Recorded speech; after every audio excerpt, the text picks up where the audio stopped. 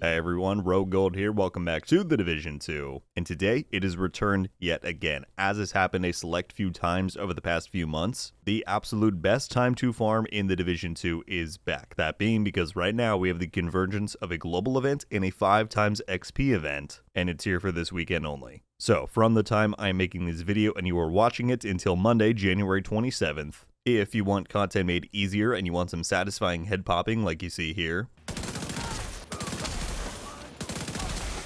or you want to score some insane XP levels, for reference this is what I got for doing a singular open world activity.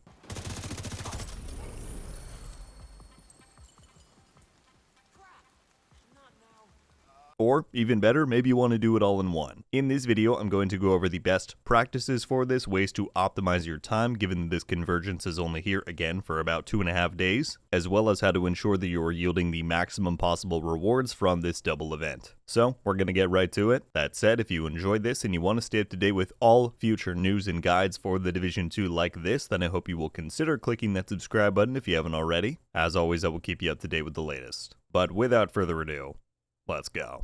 Alright, so let's begin with the global event. Half of this, again, Reanimated, is what has been live for the past few days here. Now, by now, I'm sure many of you know how global events function, but just in case, let's go over a quick overview. You do have to manually opt into global events, and with the release of Year 6 Season 2, now that we have modifiers in the game, keep in mind that you cannot stack the two of those in one session, right? So when you're playing, you have to decide whether you want to play with the global event, with modifiers, or with neither of them. But you just need to go into your menu here, go to Seasons, tab all the way to the right to the event's timeline, find Reanimated, and then once you click on it, you'll see a button at the bottom to activate. There's further details in here if you need a description of the event, but it's pretty simple. And again, I'm sure many of you know how it works by now. Enemies are more susceptible to headshots. They then create this huge cloud upon death, which damages nearby enemies and heals yourself if you're within it. However, if you don't kill an enemy via a headshot, they will reanimate and come back to life. That's the overall gist. Now, the incentive to playing with a global event like Reanimated is obviously the gameplay part of it. It in general makes content easier. The other incentive, of course, though, is global event stars. So you earn 1 star for every shade level that you rank up while a global event is active and while you're playing with it. Additionally, you can then earn more from specific global event challenges, which again you can view within the Reanimated menu. If you go to Season, Events Timeline, Reanimated, click on Challenges. While you're in that menu, don't forget to also click on the Rewards tab. There is a 10-tier track that you can claim caches from as you kind of passively play the event. But the big part of stars here is that you can visit this vendor within the base of operations, and they have a lot of very worthwhile caches here to purchase, including stuff like optimization caches, named item caches, exotic caches. It's very worth your time. Now, the beauty of a double event here is that alongside Reanimated, we also have the 5 times XP event modifier here,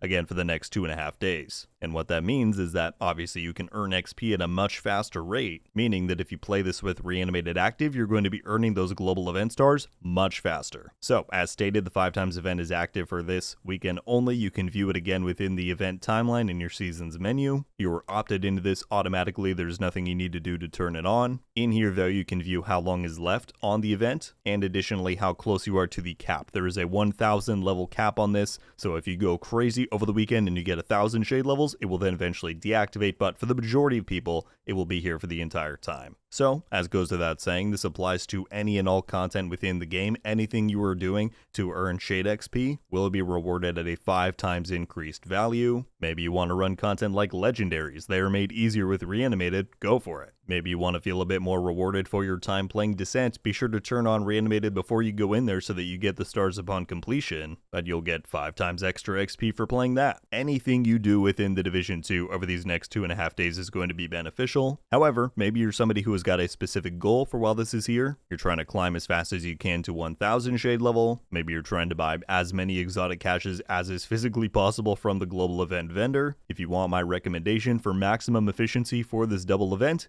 here it is. Alright, now I'm going to go over this kind of quickly because again, I think by now the majority of you are familiar enough with how global event farming and XP event farming goes. However, I just want to show you the build that I use for an event like this and what content I think is the most worthwhile. So we are running a determined sniper build here. I have a full build video for this, which I will link down in the description, but the gist is very simple. You just want a high-powered marksman rifle that has the determined talent on it. This makes it so that after killing an enemy with a headshot, you then create basically an infinite headshot chain, which can be procced anywhere on the body. This pairs perfectly with Reanimated, given that it is all about headshots. You get an enemy, they create that cloud, start damaging everybody else, the room will be dead very fast. Along with this, I'm running the hotshot gear set, 4 pieces of it, which gives me all of these bonuses dealing with consecutive headshots. I also then have 2 pieces of the Habsburg brand, which give me another 13% headshot damage, 20% marksman rifle damage. On the chest piece, it's very important that you have the Headhunter talent. This gives you even more damage for those headshot kills. And then on the backpack, I'm using Vigilance, which gets me even more damage as long as I'm not taking damage actively.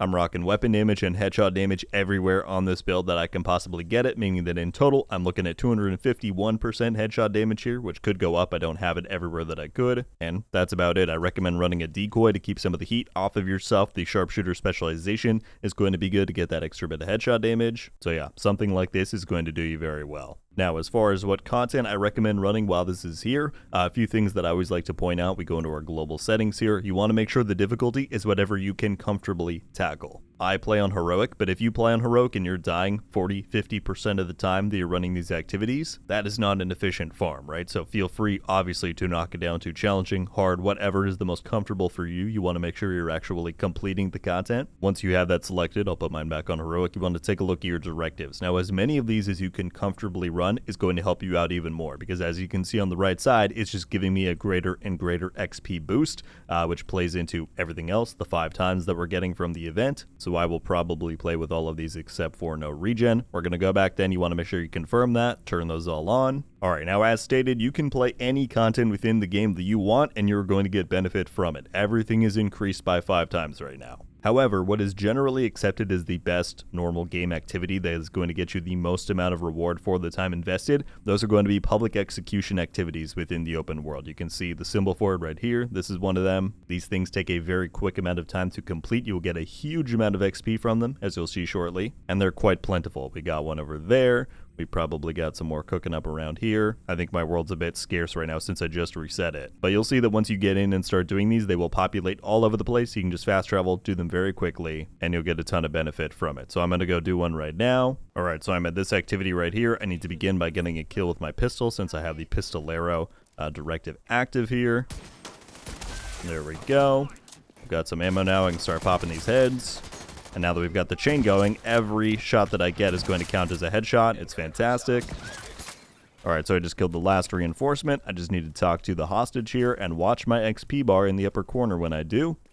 7842, we talk to them, and it goes up to 7846, just like that. We got about 3.5 shade levels from one of those quick activities. So, like I said, other people might have different methods. That is my preferred way to maximize my time while these events are here. I did just want to note that there is a bug that has been ongoing in the game for quite a while where the clouds from the reanimated kills, right, when you get the headshot kill, that will actually damage friendly allies, whether that be at a control point or a public execution like we were just talking about. If you are playing those activities and you're having issues where the hostages are both dying, in which case you don't get any of the rewards from the activity, then the next best option, in my opinion, is to do these propaganda broadcasts. They also give you a lot of XP, not quite as fast to do as the hostage rescues, but they are still pretty good. So that would be my next recommendation in case you were having issues with the aforementioned activity. All right, my friends, well, that is just about going to do it. That is my rundown for this weekend's mayhem in the Division 2, the convergence of the Reanimated Global event, the 5x XP event, and everything that you need to know about it. So get out there and start earning those rewards. Any thoughts you have about these events being here, I would love to hear them down in the comments below. Additionally, if you have any questions about this, things I didn't answer in the guide or things you just have outstanding curiosities on, as always, I encourage you to leave those as well, and I will do my best to respond. That is going to do it for me today, though, everybody. Thank you all so much for watching.